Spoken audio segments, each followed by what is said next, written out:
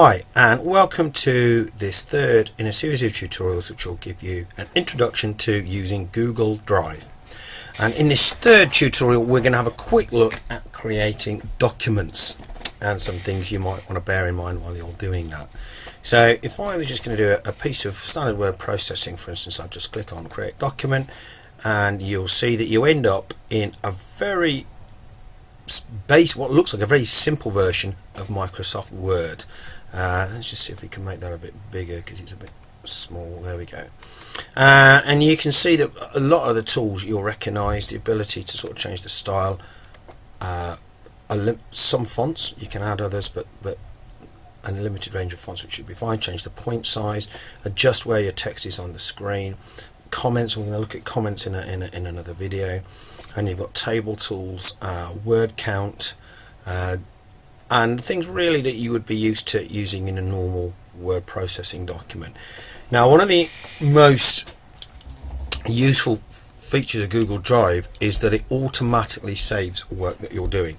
So if I was to start producing my document, notice immediately every time I make a change, a saving dialog comes up. So every change that I make is saved automatically in Drive. Now this is obviously very useful because it means if something does happen to your computer crashes or there's a power cut or something, your work is always saving itself.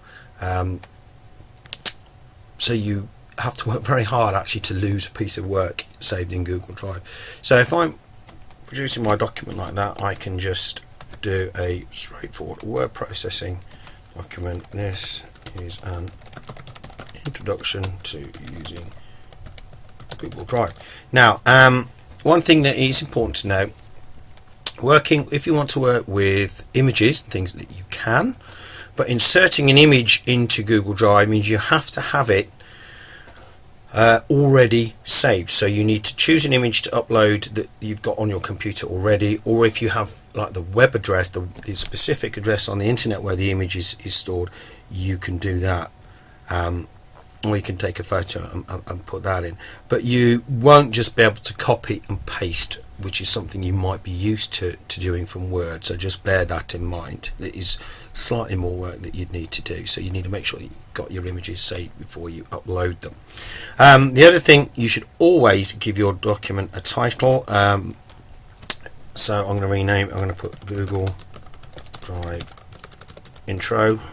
I'll just save that, and then what you'll notice while I've been working at the top, my document has opened up into a new window, and at the top here my Google Drive window is, and if I click in there you can see that the document has appeared.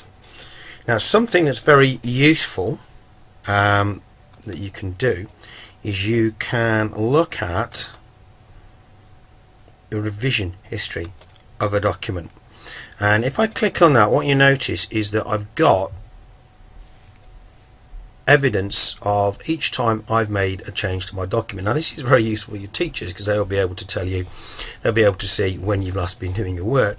But what also happens is that Google Drive keeps different versions of your work, so if you did lose something, you would be able to get back a version of the file that you had before. So that's a really powerful and useful feature of Drive, and again means it's a very safe way of working online because you do have to work quite hard to lose your files.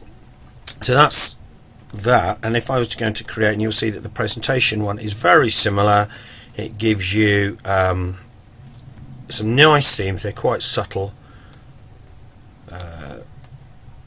like gradient, and then you'll recognize most of these tools really from being similar to PowerPoint. You can even put transitions in. Not a big fan of transitions and animations.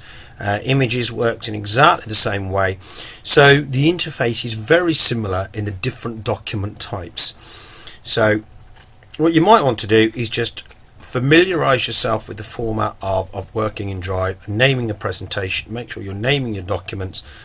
You can see where your work is appearing in Drive, and then you can obviously, if you followed the folders tutorial, you will know that it's very easy to move your work from the main Google Drive area into folders of your choice.